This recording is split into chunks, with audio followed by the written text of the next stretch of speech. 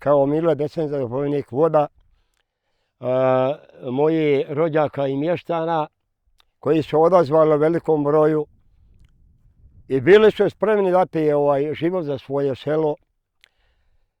Znači kad smo došli 15.9.1991. godine, bio nam je početni položaj dole, Veliki Bak, jer nismo imali toliko naoružanja, samo su po danu ovdje izlazili.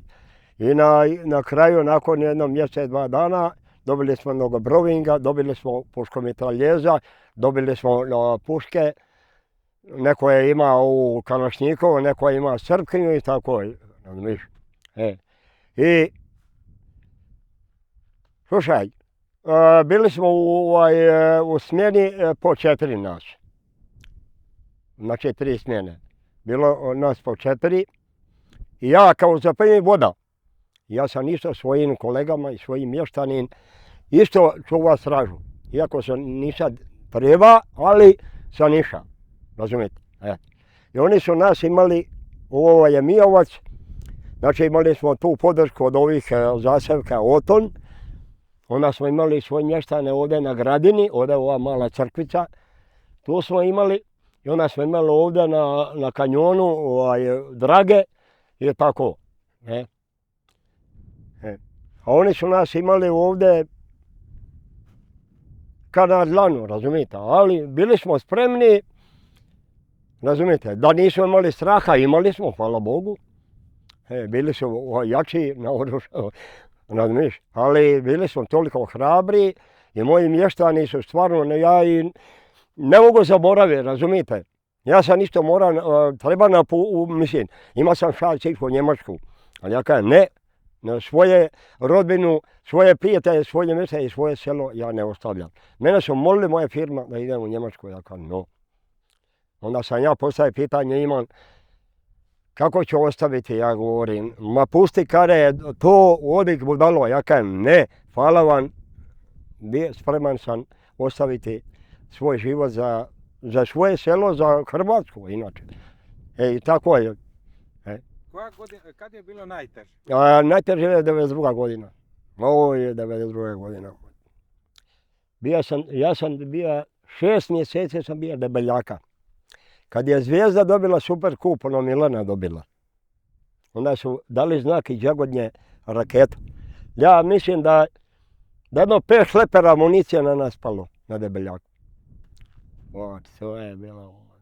A na ovom položaju, kad je bilo najteže? 92. godina, 92. godina. To je tuklo, po stotina bacali su na nas. To sve pribacivalo u polje ili tu po baku velikome ili tu. Onda su, ne znam, ispod jezera, ovdje površ jezera su tukle, onda gore se zove stražbenica. Isto gore kolarni stražbenica. Onda smo mi ovdje bili kao njihovi izviđači i javljali gdje padaju tukle haubice.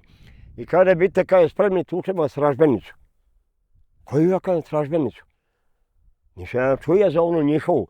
Pa ja kažem, to smo mi. Oni su nas zvali Bravo. Znate, Bravo. Jer bili smo stvarno aktivni. Prva liga. Ne kaže ovu, nego imamo gore u kolarni. Teško je bila 92. godina. Po 5 puta noći ja sam izlazio. Po 5 puta noći. 5 puta. Onda je bio jednom 92. godine bila su 3 moja u smjeni. Ja sam nešto, ne znam di sam bio. Ja kažem, ja ću bili 3. smjenu. Ja kažem, ja ću doći malo kasnije, kad obavim posao i tako. Ja došao gore, bio mladen, kao zapovjednik satnije, došao dole, ono lijevo od moje kuće, gdje se zakrenio. Napad na Bak.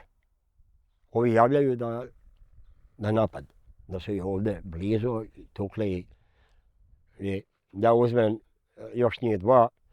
Moja kolega, ja kažem, govori, nemoj ići gori, možda nemoj ići gori, ja kažem, nema, mi smo došli s ove strane k njima i ja sam njima javio, ja ću vam sa švikom da sam tu blizu, znači ne otvaraj vatru. A oni su stvarno neko i tukao ovdje od kanjona tukao je po njima. Znate. I mi smo dakle nas 3 s ove strane i tako i smirilo se i ko je bija nemam pojma.